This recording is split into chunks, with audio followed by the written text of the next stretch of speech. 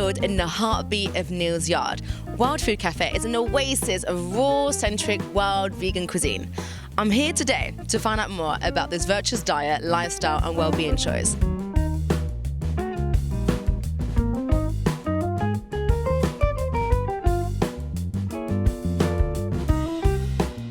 So I'm here with Joel and Aiste, who are the owners of Wild Food Cafe. So it's a pleasure to be here today. And what is Wild Food Cafe?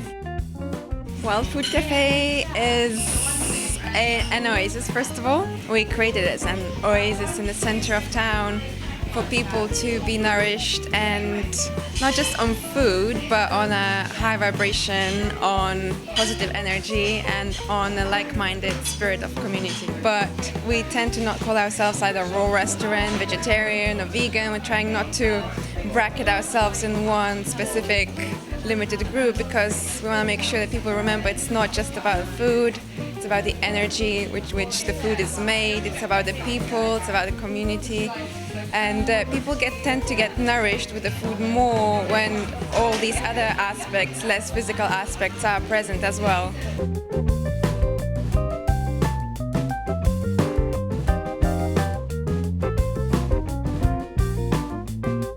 We are here with JB, who is making some coconut wraps. Is this a new recipe? It's fairly new, it's from December. So we're trying to cut down on the usage of bread. Yeah. Using more natural things, trying to get away from gluten.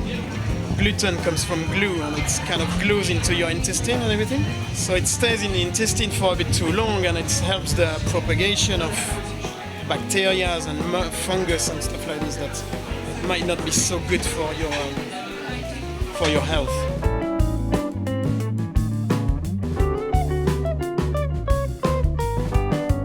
Generally, people are too stuck with the regime. They have to eat 5 times a day, otherwise something wrong is going to go with their bodies and their lives.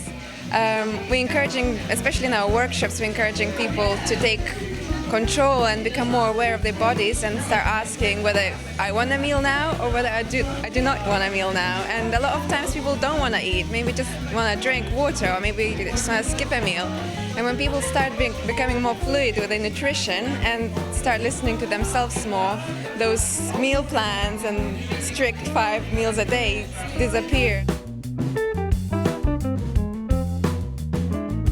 Do you think it's possible to actually know what food you need at that time? Whether you need...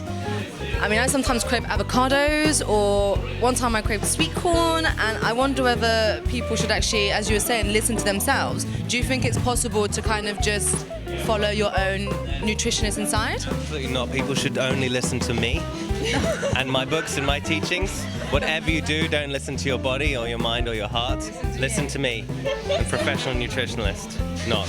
No, where can we find? That's what we encourage. We totally encourage people. The most important people should listen to is themselves.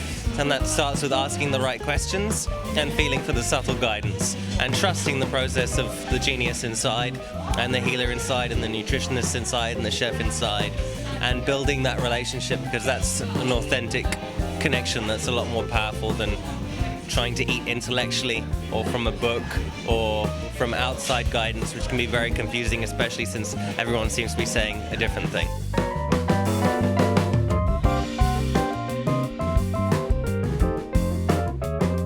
If you're craving meat, maybe you're craving the protein. So it's not the meat that you're craving, it's protein, so maybe you need to find a way to eat more protein. Okay. If you're vegetarian, try to find some good vegetable.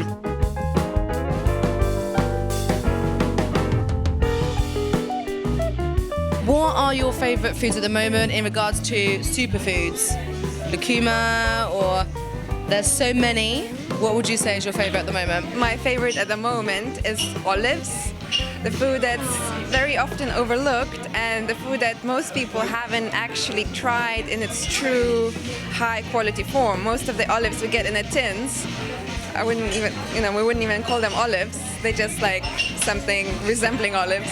If you try and seek very high quality, sun-dried, raw olives, it's gonna nourish your being. It's very mineral rich and a great food for the winter. It's full of fatty, healthy fats, and it's kind of a very convenient meat replacer as well for people that still crave meat. It's nice. So olives for Aiste. What about you? The rose hip is kind of something that's in season right now, and it's still got dried ones from back at the end of autumn and beginning of winter. And what else right now? I'm enjoying rhodiola root, which is a traditional superfood root, could be considered like a British ginseng. And it grows in many climates all around the north, from Siberia to most of northern Europe and England, and it's nice. You can mix it in with your coffee and your tea and your superfood smoothies.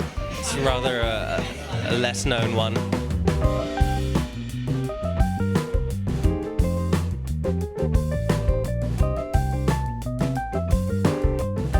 So what are you putting on now?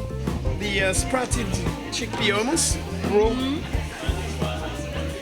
Baba ganoush. What is baba ganoush? Baba ganoush is aubergine, roasted aubergine with olive oil, garlic, some lemon. Those are the falafel balls. What's in the falafel balls? I'm testing you now. It's quite a long list.